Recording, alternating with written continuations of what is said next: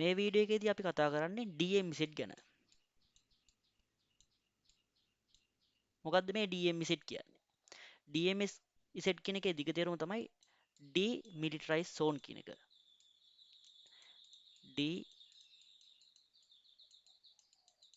demilitarized zone. සිංහලෙන් කිව්වොත් අපි මේකට කියනවා යුද මුක්ත කලාපය. මොකද්ද මේකෙදි වෙන්නේ? DMZ කියන්නේ network security concept එකක්. ඒ කියන්නේ ජාල ආරක්ෂක සංකල්පයක්. DMS එකකින් කරන්නේ network එකට additional security layer එකක් add කරන එක. එහෙම නැත්නම් අමතර ආරක්ෂක ස්තරයක් එකතු කරන එක තමයි මේ DMZ එකේදී කරන්නේ. අපි දැනටමත් දන්න දෙයක් තමයි අපිට ෆයර්වෝල් එකක් යූස් කරලා ප්‍රයිවට් නෙට්වර්ක් එකක් අන්තර්ජාලයේ සිට පැමිණෙන අනවසර පිවිසුම් වලින් සහ හැකින් ඇටැක් වලින් ආරක්ෂා කරගන්න පුළුවන් කියන එක. හරි අපි දැන් බලමු ෆයර්වෝල් එකක් යූස් කරන නමුත් DMZ කරලා නැති සාමාන්‍ය නෙට්වර්ක් එකක් වැඩ කරන විදිය ගැන. මම එක මෙහෙම අඳින්නම්. හිතන්න අපිට අපේ කම්පැනි එකක් තියෙනවා ABC කියලා කම්පැනියක්. මේ කම්පැනියේ උපජාල හතරක් තියෙනවා IT, HR, accounting, sales කියලා උපජාල හතරක් තියෙනවා. ඒ වගේම මේ ජාලය ඇතුලේ වෙබ් සර්වර් එකක් තියෙනවා. වෙබ්සයිට් ස්ටෝර් කරලා තියාගන්න. මේල් සර්වර් එකක් තියෙනවා. ඊමේල් හුවමාරු කරගන්න. ඊට පස්සේ DNS සර්වර් එකක් තියෙනවා. domain name IP ලිපින බවට පරිවර්තනය කරන්න. ඊට අමතරව ෆයර්වෝල් එකක් පාවිච්චි කරනවා අන්තර්ජාලයෙන් එන අනවසර පිවිසුම් වලින් ආරක්ෂා කරගන්න. රවුටර් එකක් පාවිච්චි කරනවා අන්තර්ජාලයට පිවිසෙන්න. ඒතර මේ ටික පාවිච්චි කරලා අපි කොහොමද නෙට්වර්ක් ඩයග්‍රෑම් එකක් අඳින්නේ? මම අඳින්නම් නෙට්වර්ක් ඩයග්‍රෑම් එක මේ විදිහට. මේක තමයි අපේ ප්‍රධාන ස්විචය. මේ ස්විච් එකට සම්බන්ධ වෙලා තියෙනවා අපේ සබ් නෙට්වර්ක්ස් ටික. මේ එක සබ් නෙට්වර්ක් එකක්. මේ අලිස් සබ් නෙට්වර්ක් එක. මේ තුන්වෙනි සබ් නෙට්වර්ක් එක. මේ හතරවෙනි සබ් නෙට්වර්ක් එක. ඊට පස්සේ මේ සබ් නෙට්වර්ක් වල කම්පියුටර්ස් තියෙනවා, ප්‍රින්ටර්ස් තියෙනවා, ඒ වගේම සර්වර්ස් තියෙනවා.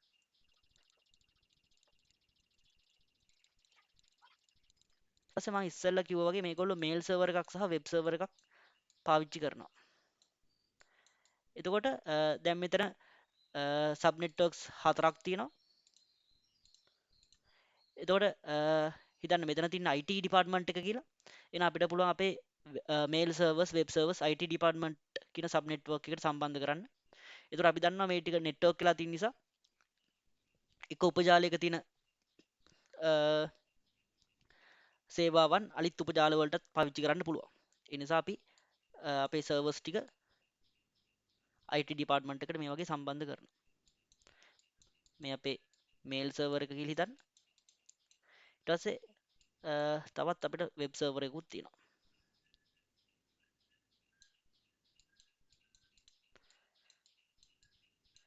ඊට පස්සේ අපේ මේ ප්‍රධාන ස්විච් එකට සම්බන්ධ වෙලා තියෙන ෆයර්වෝල් එකක්.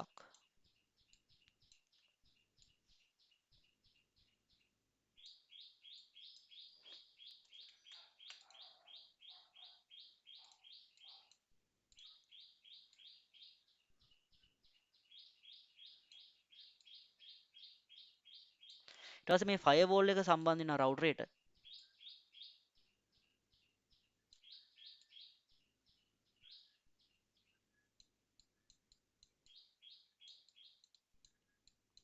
ඊට පස්සේ රවුටරේ සම්බන්ධ වෙනවා අන්තර්ජාලයට. මෙහෙම තමයි අපේ ට්‍රැඩිෂනල් නෙට්වර්ක් එකක් වැඩ කරන විදිහ. ඒ කියන්නේ DMZ එකක් යූස් කරන්නේ නැති සාමාන්‍ය ජාලයක් වැඩ කරන්නේ මේ විදිහට තමයි. ඒතර අපේ ෆයර්වෝල් එකෙන් අපේ ප්‍රයිවට් නෙට්වර්ක් එක අපි මෙන්න මේකට කියනවා අපේ පෞද්ගලික ජාලය.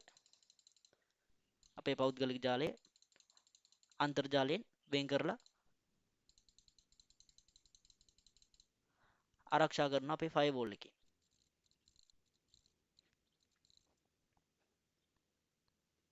එතකොට මෙහෙම තමයි අපේ සාමාන්‍ය ෆයර්වෝල් එකක් සහිත නෙට්වර්ක් එකක් ක්‍රියාත්මක වෙන්නේ. ෆයර්වෝල් එකෙන් අපේ ප්‍රයිවට් නෙට්වර්ක් එක පිටස්තර පිවිසුම් වලින් හැකින් ඇටැක් වලින් ආරක්ෂා කරගන්නවා. නමුත් හිතන්න මේ නෙට්වර්ක් එකේ පෞද්ගලික පරිගණක වගේම අන්තර්ජාලයට මුසු වෙන web servers, mail servers, DNS servers වගේ දේවලුත් කලවමේ අඩංගු වෙනවා. දැන් බලන්න මෙන්න මේ ප්‍රයිවට් නෙට්වර්ක් එක ඇතුළෙම තමයි අපේ මේල් සර්වර්ස්, වෙබ් සර්වර්ස් උත් අඩංගු වෙන්නේ. එතකොට මේ පරිගණක කෙලින්ම එවට ඇක්සස් තියෙන අපේ ආයතනයේ ඉන්න පරිශීලකයන්ට සේවකයන්ට විතරයි. හැබැයි මේ මේල් සර්වර්ස් වෙබ් සර්වර්ස් වගේ දේවල් වලට පිටස්තර අන්තර්ජාලයේ ඉන්න පරිශීලකයන්ටත් අවසර තියෙනවා. හිතන්න දැන් අපේ ආයතනයේ හිතන්න බැංකුවක් කියලා. එතකොට මේකේ තියෙනවා වෙබ්සයිට් එකක්. එතකොට මේ වෙබ්සයිට් එකට ජාලය ඇතුළේ ඉන්න යූසර්ස්ලාට මේ එම්ප්ලොයිස්ලාට වගේම අන්තර්ජාලයේ ඉන්න කස්ටමර්ස්ලාටත් මේ වෙබ්සයිට් එකට එන්න අවසර තියෙනවා. ඒ වගේම ඊමේල් හුවමාරු කරගන්න අයිතිය තියෙනවා. හැබැයි මේ පෞද්ගලික පරිගණකවල තියෙන දත් වලට අවසර තියෙන්නේ මේ වගේ තියෙන ඩේටාබේස් වලට අවසර තියෙන්නේ මේක ඇතුළේ ඉන්න ප්‍රයිවට් නෙට්වර්ක් එකේ ආයතන ඇතුළේ ඉන්න එම්ප්ලොයිස්ලාට විතරයි. එතකොට මේ විදිහට පොදු උපාංග සහ පෞද්ගලික උපාංග කලවමේ තියෙද්දි මෙතන ලොකු අනුතුරක් තියෙනවා. මොකක්ද ඒ අනුතුර? හිතන්න කවුරු හරි දක්ෂ හැකර් කෙනෙක් අන්තර්ජාලයේ සිට එන දක්ෂ හැකර් කෙනෙක් අපි මෙන්න මේ ෆයර්වෝල් එක බිඳ වට්ටනවා.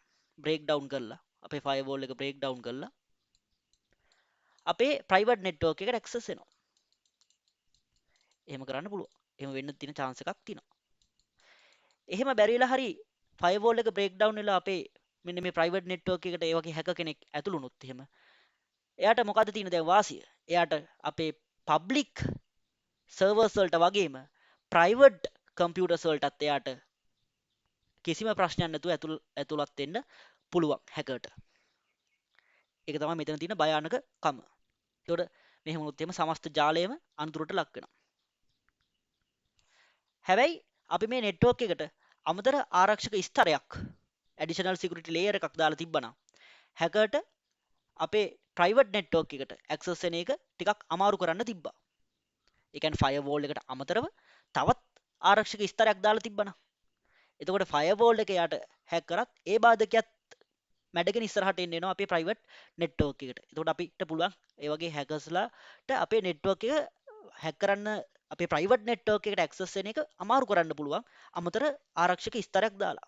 මෙන්න මේ අමතර ආරක්ෂක ස්තරය තමයි DMZ එහෙම නැත්නම් demilitarized zone එහෙම නැත්නම් යුද මුක්ත කලාපය කියන්නේ. හරි. අපි දැන් මේ බැලුවේ DMZ එකක් තිබ්බේ නැත්තම් මොකක්ද වෙන ප්‍රශ්නේ කියලා. දැන් අපි බලමු DMZ එකක් අපේ නෙට්වර්ක් එකට ඉම්ප්ලිමන්ට් කරන්නේ කොහොමද කියලා.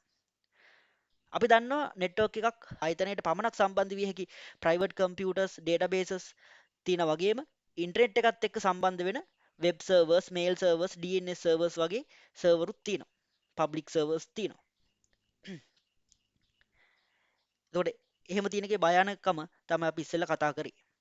DMZ එකකදී කරන්නේ මෙන්න මේ පෞද්ගලික පරිගණක තියෙන ජාලයෙන් මේ පබ්ලික් සර්වර්ස් ටික වෙන් කරලා වෙනමම පබ්ලික් නෙට්වර්ක් එකක් සකස් කරන එක. එහෙම කරලා ඊට පස්සේ ඒ පබ්ලික් නෙට්වර්ක් එක ෆයර්වෝල් එක පිටිපස්සේ ඉම්ප්ලිමන්ට් කරන එක.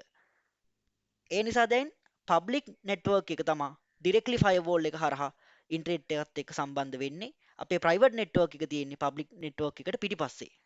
ඒකට මම ඒක ඇඳලා පෙන්නන්නම් මේ විදිහට. මොකද්ද මම ඉස්සෙල්ලා කිව්වේ? අපේ ප්‍රයිවට් නෙට්වර්ක් එකෙන් අර පබ්ලික් ඩිවයිසස් ටික පබ්ලික් සර්වර්ස් ටික ගලවලා වෙන් කරනවා.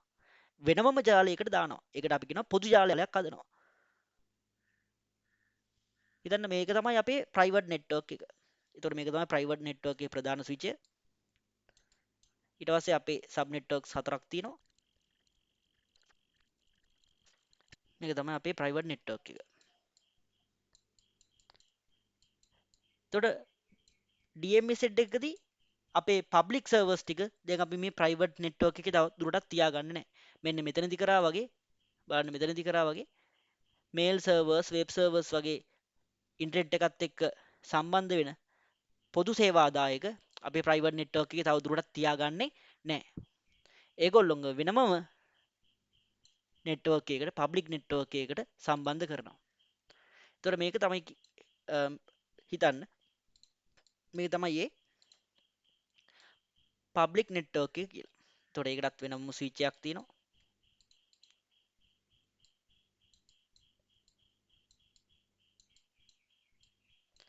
එතකොට මෙන්න මේ පබ්ලික් නෙට්වර්ක් එකට තමයි අර පොදු සේවාදායක ටික සම්බන්ධ වෙලා තියෙන්නේ. හිතන්න මේක තමයි මේල් සර්වර් එක.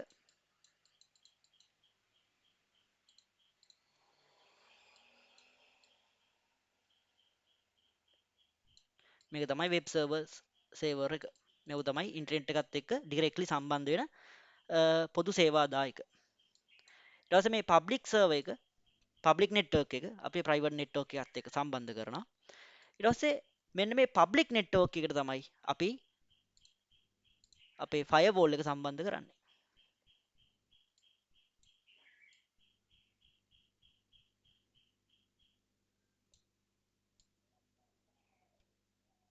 ඊට පස්සේ ෆයර්වෝල් එක හරහා අන්තර්ජාලයට සම්බන්ධ වෙනවා.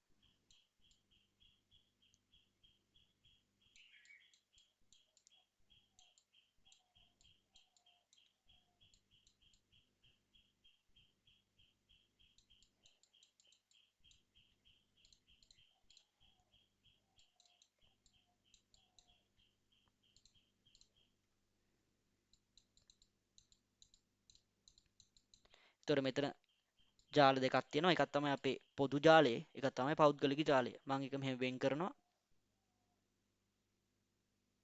මේක තමයි අපේ පබ්ලික් නෙට්වර්ක් එක. ඊට පස්සේ මෙතන පල්ලෙහෙන් තියෙන්නේ ආයතනයේ සේවකයන්ට පමණක් සම්බන්ධ වෙන්න පුළුවන් පෞද්ගලික ජාලය, ප්‍රයිවට් නෙට්වර්ක් එක.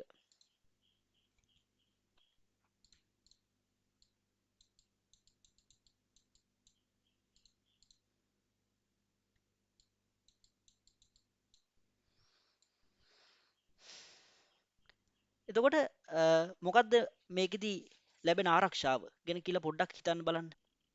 දැන් හැකර් කෙනෙක් අපේ ෆයර්වෝල් එක ඩවුන් කරලා ඇක්සස් වුණොත්, අන්තර්ජාලයේ ඉඳන් එන හැකර් කෙනෙක්, අන්තර්ජාලයෙන් ඉඳන් එන හැකර් කෙනෙක් අපේ මෙන්න මේ ෆයර්වෝල් එක ඩවුන් කරලා බිඳවට්ටලා ඇක්සස් වුණොත්, එයාට මුලින්ම එන්න වෙන්නේ අපේ පබ්ලික් නෙට්වර්ක් එකට.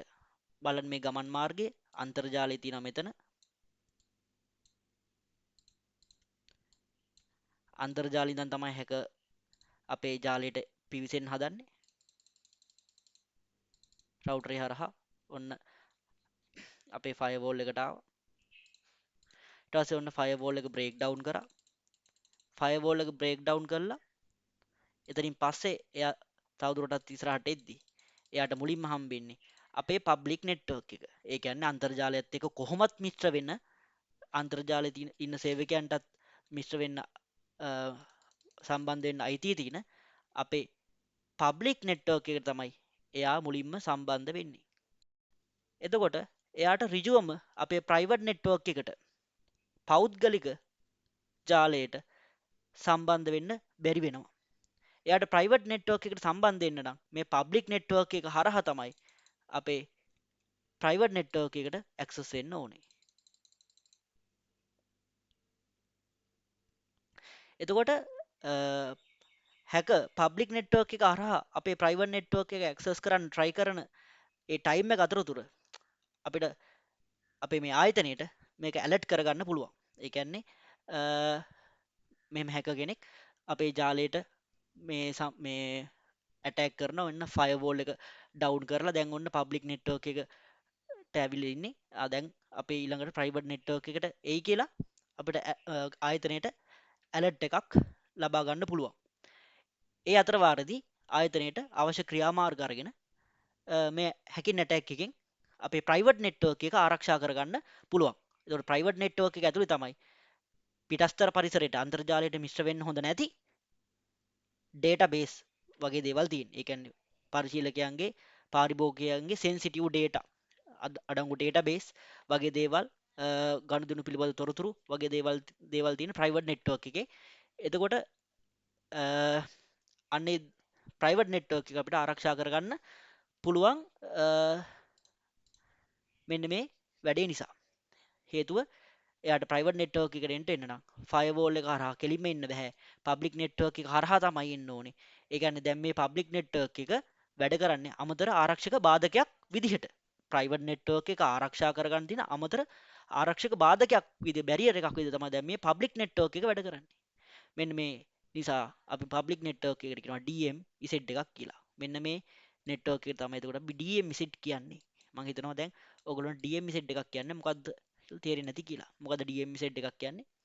ඒ කියන්නේ සාමාන්‍ය ජාලයක් ගත්තට පස්සේ මේ ජාලේ උපජාලවල තියෙන පරිගණක, ඒ වගේම පිටස්තර අන්තර්ජාලයට සම්බන්ධ වෙන web servers, mail servers, DNS servers වගේ පොදු පබ්ලික් සර්වර්ස් වගේ මේ හැමදේම එකට කලවමේ තමයි තියෙන්නේ.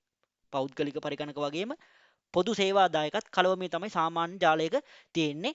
එතකොට මේකේ තියෙන භයානකකම තමයි කවුරු හරි හැක කෙනෙක් අන්තර්ජාලය හරහා ෆයර්වෝල් එක බිඳවට්ටලා අපේ නෙට්වර්ක් එකට ඇක්සස් වුණොත් එයාට පොදු පෞද්ගලික සියලුම පරිගණක වලට ඇක්සස් වෙන්න, සේවාදායක වලට ඇක්සස් වෙන්න හැකියාව ලැබෙනවා.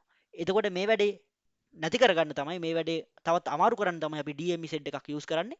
මේකෙදි කරන වැඩේ තමයි අර පොදු සහ පෞද්ගලික වගේ කලවමේ තිබ්බ ජාලය ජාල දෙකකට වෙන් කරගන්නවා. එක ජාලයකට පෞද්ගලික දේවල් විතරක් දානවා, ඉතුරු ජාලයට පොදු සේවාදායක ටික දානවා. අපි ඒකට කියන පබ්ලික් නෙට්වර්ක්. ඊට පස්සේ පෞද්ගලික පරිගණක තියෙන එකට කියන අපි ප්‍රයිවට් නෙට්වර්ක්. ඊට පස්සේ ෆයර්වෝල් එකත් එක්ක සම්බන්ධ කරන්න ඕනේ. ඒ කියන්නේ ඍජුවම අන්තර්ජාලයට සම්බන්ධ කරන්න ඕනේ අපි ප්‍රයිවට් නෙට්වර්ක් එක නෙමේ. මෙහිදී මොකද්ද? පබ්ලික් නෙට්වර්ක් එක තමයි ෆයර්වෝල් එක හරහා අන්තර්ජාලයට සම්බන්ධ කරන්න ඕනේ ප්‍රයිවට් නෙට්වර්ක් එකේ තියෙන පහළම ස්තරේ. එතකොට කවුරු හරි දැන් අන්තර්ජාලයෙන් ඉඳන් එන හැකර් කෙනෙක් ෆයර්වෝල් එක බිඳවට්ටලා අපේ ජාලයට ඇක්සස් වුණොත් එයාට මුලින්ම හම්බෙන්නේ අපේ ප්‍රයිවට් නෙට්වර්ක් එක නෙමේ, පබ්ලික් නෙට්වර්ක් එක. එතකොට ඒක හරහා තමයි ප්‍රයිවට් නෙට්වර්ක් එකට එන්න ඕනේ. එතකොට ප්‍රයිවට් නෙට්වර්ක් එක අපිට කල්තිය ආරක්ෂා කරගන්න පුළුවන්. ඒ කියන්නේ නිකන් ආරක්ෂක ස්තරයක්, ඇඩිෂනල් ෆයර්වෝල් එකට අමතරව තවත් ආරක්ෂක ස්තරයක් විදිහට තමයි මේ පබ්ලික් නෙට්වර්ක් එක එහෙම නැත්නම් DMS එක ක්‍රියාත්මක වෙන්නේ. ඊට පස්සේ අපිට පුළුවන් මෙන්න මේ නෙට්වර්ක් එකේ ආරක්ෂාව, ඒ කියන්නේ ඩීමිලිටරයිස් zone එකේ ආරක්ෂාව තවත් වැඩි කරගන්න. කොහොමද එහෙම කරගන්නේ? එහෙම කරන්න පුළුවන් අපිට ෆයර්වෝල් දෙකක් එකපාර යූස් කරලා. දැන් බලන්න මෙතන එක ෆයර්වෝල් එකයි යූස් වෙන්නේ. ෆයර්වෝල් එක සම්බන්ධ වෙනවා පබ්ලික් නෙට්වර්ක් එකත් එක්ක. පබ්ලික් නෙට්වර්ක් එක ඍජුවම ප්‍රයිවට් නෙට්වර්ක් එකත් එක්ක මෙතනදී සම්බන්ධ වෙනවා. ඒතකොට මේකේ ආරක්ෂාව අපිට තවත් වැඩි කරගන්න පුළුවන් මෙන්න මේ විදිහට.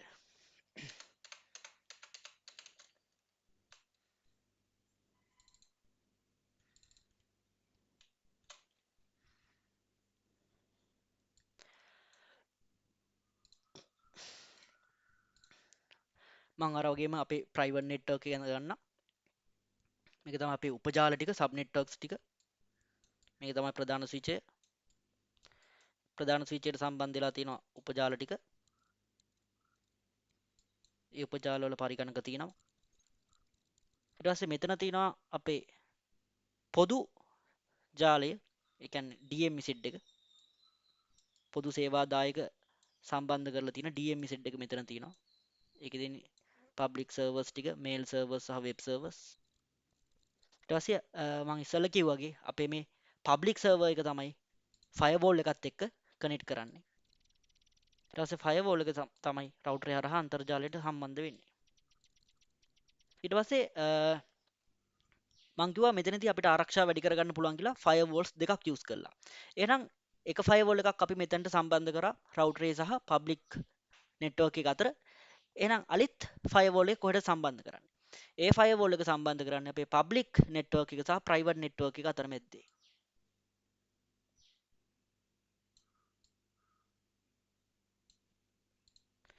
දැන් බලන්න මොකද්ද මෙතනදී වෙලා තියෙන්නේ කියලා. දැන් හැකර් කෙනෙක් අපේ මේ පළවෙනි ෆයර්වෝල් එක හැක් කරලා આવොත් එයාට මුලින්ම හම්බෙන්නේ අපේ පබ්ලික් නෙට්වර්ක් එක, අපේ DME සෙට් එක. ඊට පස්සේ එයා ප්‍රයිවට් නෙට්වර්ක් එකට එන්න නම් තවත් ෆයර්වෝල් එකක් එයාට පාස් කරගෙන ඉන්න වෙනවා. බලන්න එයාට එතකොට බාධක ගොඩයි. පළවෙනි ෆයර්වෝල් එකත් හැක් කරන්න ඕනේ. ඊට පස්සේ පබ්ලික් සර්වර් එක හරහා දෙවෙනි ෆයර්වෝල් එක හැක් කරන්නත් ඕනේ. කරලා තමයි අපි මේ ප්‍රයිවට් නෙට්වර්ක් එකට හැකර්ට ඇක්සස් වෙනවනම් ඇක්සස් වෙන්න වෙන්නේ. එතකොට ඒක ගොඩක් අමාරු වැඩක් වෙනවා හැකර්ට. එතකොට ලේසියෙන් එයාට අපේ ප්‍රයිවට් නෙට්වර්ක් එකේ තියෙන සෙන්සිටිව් ඩේටා වලට ඇක්සස් වෙන්න හැකියාවක් ලැබෙන්නේ නැහැ. එතකොට මෙතන ෆයර්වෝල් දෙකක් අතර මැද්දේ අපිට පුළුවන් අපේ DME සෙට් එක පබ්ලික් නෙට්වර්ක් එක ඉම්ප්ලිමන්ට් කරන්න ෆයර්වෝල් දෙකක් අතර මැද්දේ. එහෙම නැත්නම් සරලව මේ වගේ එක ෆයර්වෝල් එකක් යූස් කරලත් අපිට DME සෙට් එකක් හදාගන්න පුළුවන් මේ වගේ ෆයිවෝල් දෙකක් යස් කරලත් ඩමිසෙට් එකක් හදාගන්න පුළුවන්. තොට මේකට වඩා මේක ආරක්ෂාව වැඩි. හරි එන අපි ඊළඟ වීඩියකින් කතා කරමු මේකට කොහොමද IP ඇඩ්‍රස් ලබා දෙන්නේ කියලා.